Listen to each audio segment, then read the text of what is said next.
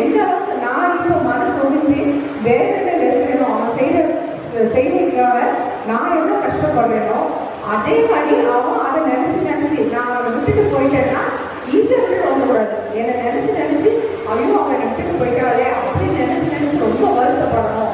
அந்த மாதிரி ஒரு டைவர்ஸும் கொடுக்கணும், அதே மாதிரி அவனுக்கு மன உளைச்சலும் கொடுக்கணும், கஷ்டத்தையும் கொடுக்கணும் அப்படின்னு சொல்லிட்டு நீங்கள் எனக்கு ஒரு ஐடியா கொடுங்க, நான் என்ன செய்யலாம் அப்படின்னு சொன்ன உடனே இவங்க சொன்னாரா, அப்படியா சரி ஒன்று பண்ணுங்க. இப்போ நீங்கள் எல்லாம் சண்டை போட்டுருக்கீங்க, 2 பேரும் சண்டை போட்டுருக்கிறாரு. இப்போ நீங்கள் டைவர்ஸ் பண்ணீங்கன்னா அவருக்கும் விட்டுக்கிறா போல அப்படின்னு தான் தோணும். நீங்கள் ஒன்று பண்ணுங்க, ஒரு 2 மாதம் டைம் எடுத்துக்கோங்க. 2 மாதம் என்ன பண்ணுங்க, அவருக்கு பிடிச்சதெல்லாம் செஞ்சு கொடுங்க. அவருக்கு என்னென்ன பிடிக்கணுமோ அதெல்லாம் செய்யுங்க. அவருக்கு அன்பு செலுத்த